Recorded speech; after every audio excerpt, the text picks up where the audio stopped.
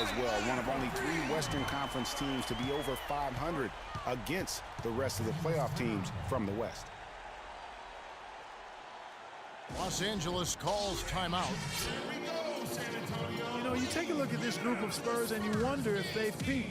I mean, it seems you say that a lot with this team, and they prove you wrong. What Popovich said last year, he feels it might actually be the case. You know, one thing about this San Antonio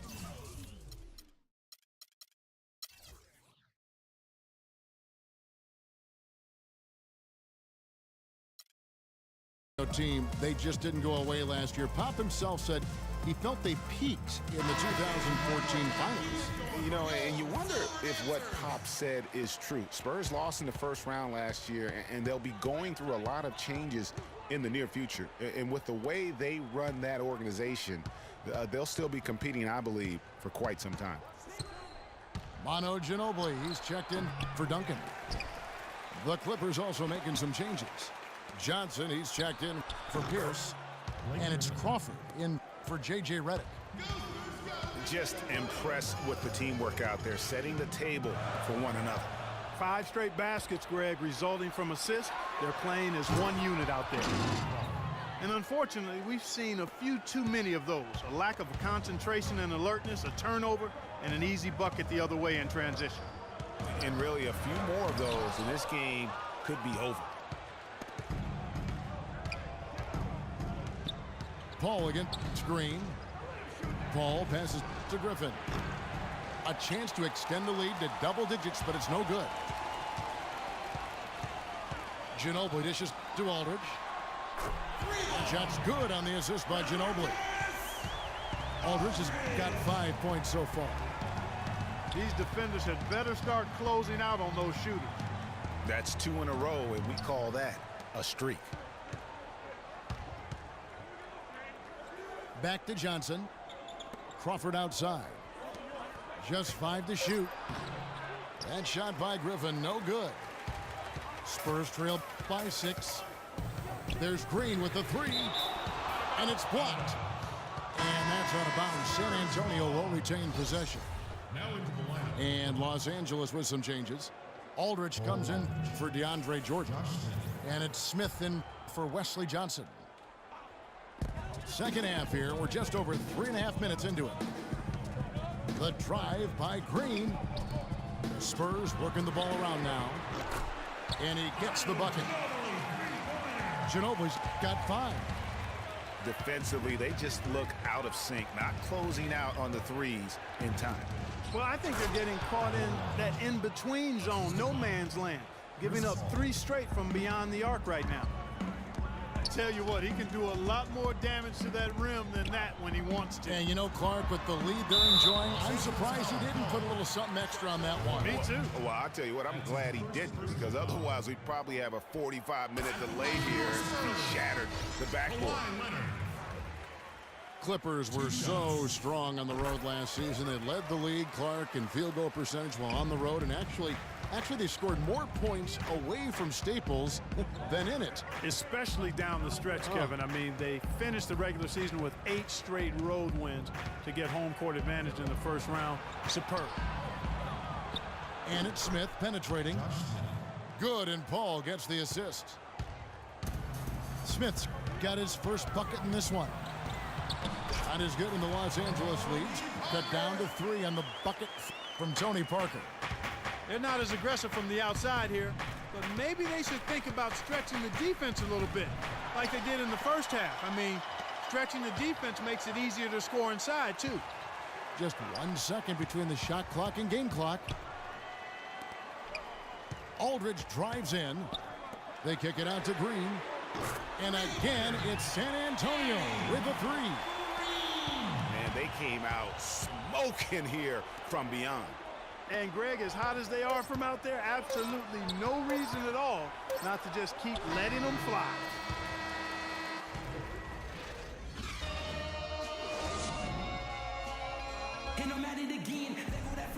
We welcome you back to what has been a good one here as we get into the 4th quarter.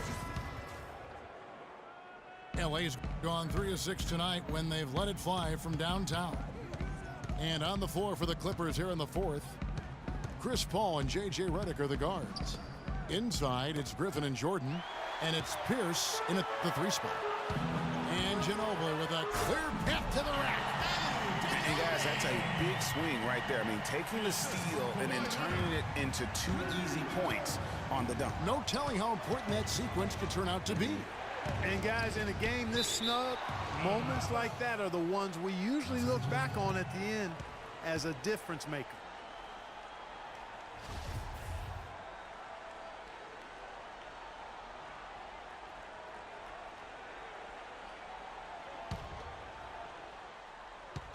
Clippers with the ball.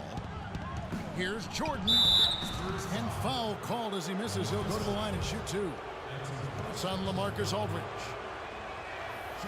It's not really a surprise at this point, but the Spurs were in the playoffs last year. 18th consecutive appearance. Yeah, they weren't in that usual top 3 spot, though. Although, had they won the last game, instead of being the 6th, they would have been the 2nd. Right. Didn't have that home court advantage, and as they went up against the Clippers, it really cost them in that 7th game. Parker kicks to Aldridge. In the corner, it's Ginobili. The shot is off. And the Clippers will go the other way with it. Down low. Redick passes to Jordan. Leonard with the steal. And J.J. Redick picks up the foul. That is his first foul of the game. And against the Clippers, the Spurs didn't have home court advantage. I mean, ended up playing a big part in that series. They ended up losing in Game 7 in Staples with some questionable timekeeping, but that's not why they lost. And let's get your take, guys, on the hustle stats for the Spurs. Their high-energy defensive effort has paid off for them, guys, with more than a few steals over the course of the ball game. And also, how about the points they've gotten in transition or on the fast break tonight? That's been a huge factor as well. And that Spurs series sure didn't feel like a first-round matchup. I mean, you could have easily have seen either team playing for the title regardless of who won the series. Both teams acknowledged that it felt like a conference finals matchup. West kicks to Ginobili.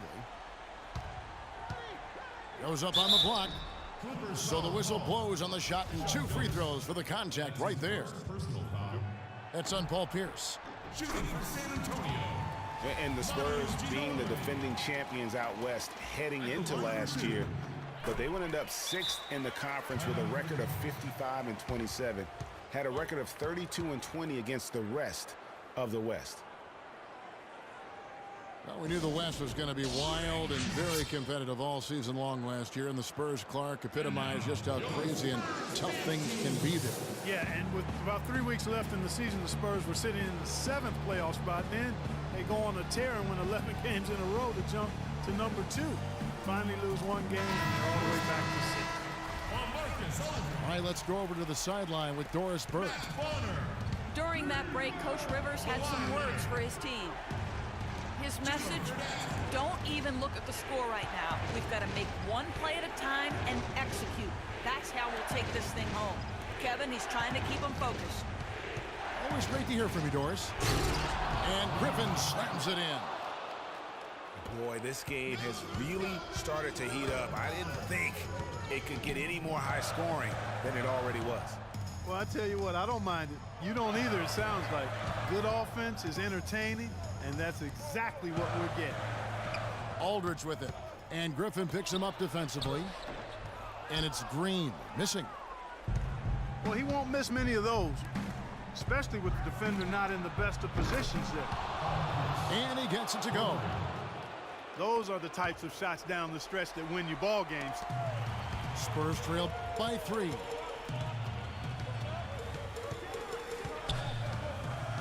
For those just joining us, 4th quarter here. We're just over 2.5 minutes into it. And Griffin sends it back. And he recovers it. Aldridge kicks to Fredette. Right side, Leonard. Tries yet again. It just hasn't been a very good day for him, guys. They need him to start burying some of those. Ball's knocked loose. It's stolen by Fredette. And stolen by Reddick. And now running up the court. Pierce pushing it up. Good. Now it's a 5-point Los Angeles lead.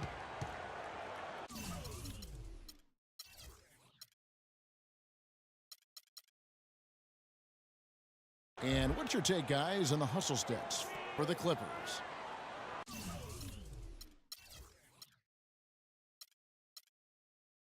Contested shots and block shots. They're bread and butter defensively. They're giving up no easy looks. And also, how about the points they've gotten in transition or on the fast break tonight? That's been a huge factor as well. Time called here. The Spurs decide to talk it over. They're behind by 5. 1:49 left in the fourth. Jamal Crawford, he's checked in for J.J. Redick. Timeout, Spurs.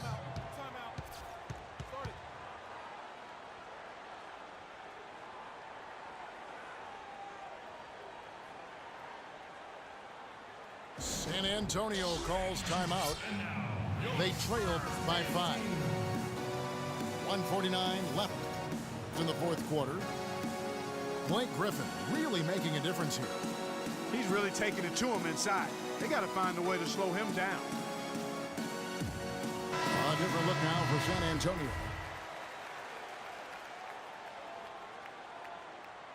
Go, Spurs, go. Let's do it. 1:49 left to play in the final quarter. Here's Aldridge. And so he draws the foul on the shot. A trip to the line to shoot 2. Boy, they came out of the locker room at halftime with a much more physical disposition than they had in the first half. And that helps, Clark. They've gotten extra trips to the foul line, and they need that to continue if they're going to get back in this game.